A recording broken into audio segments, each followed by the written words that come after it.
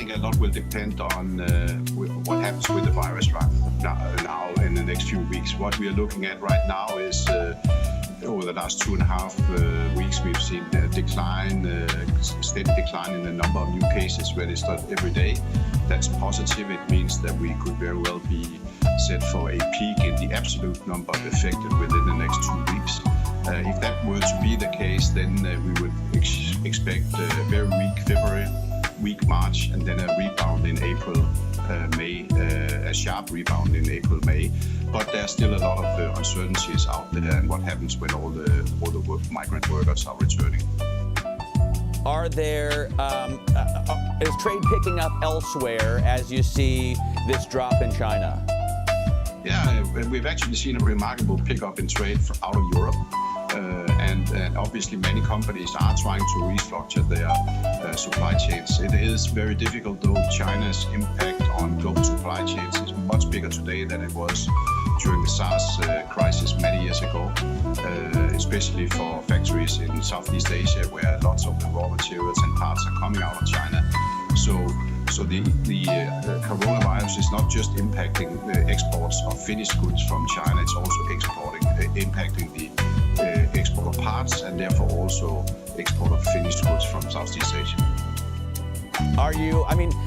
Would you consider removing capacity from China, or do you expect the rebound to be significant enough that you need to leave everything in place? So we have actually cancelled many, more than 50 departures from China in the last 2 weeks.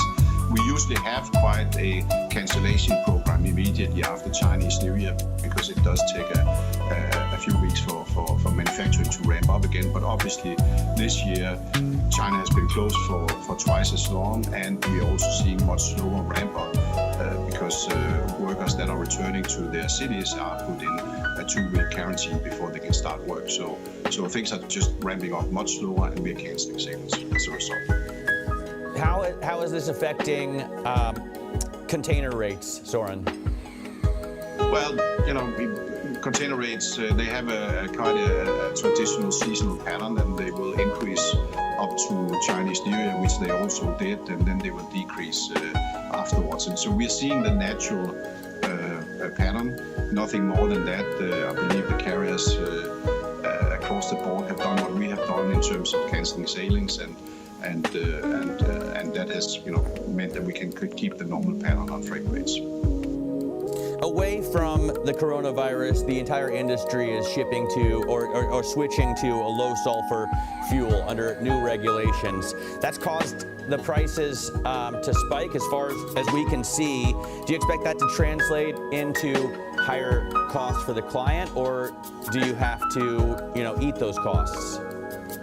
So first of all, let me say, Matt, that we believe that moving to so low sulfur fuel is a very positive thing, because it means that we will definitely be polluting a lot less. But it is a more costly fuel, and we are mitigating that both on the cost side, doing whatever we can to mitigate the cost, but also by passing on higher costs to our customers.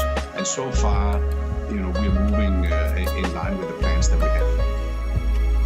Do you still see volatility continuing for the fuel prices? How do you see that market shaking out? So we had lots of volatility just around New Year in January when this came into effect. Prices have come down a lot. They're still higher than the high sulfur fuel that we used to burn, but the volatility has come down quite a lot, and we hope that we are moving towards a more steady state on the new fuel prices.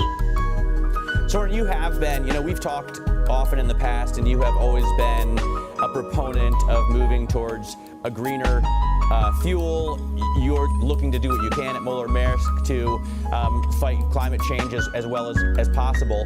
How do you see, from a long-term view, how do you see that affecting your business? For example, as automakers shift to electric cars, one example that pops up in my head, they're going to need far fewer parts and going to need maybe to ship even less. Mm-hmm. Yeah, possibly. I think for our industry, we in AP MAERSK, we articulated a target to become net zero CO2 by 2050 already in 2018. We have spent a significant amount of effort on working on that agenda. We believe that it looks like the solution for our industry could be to move to an alternative fuel such as alcohols or ammonia or biomethane, all of them being fuels that can be produced with a sustainable energy as the original or the starting point. And once we can define what kind of fuel the future we should use in the future, we can also, being a globally regulated industry, we can also regulate that we have to use the fuel even if it's more expensive, as we have just done with the low sulfur fuels. You've just come off a huge consolidation wave in the industry. You participated buying Hamburg Süd. When do you see the next wave? I mean, do you expect excess capacity to lead to more consolidation in the future?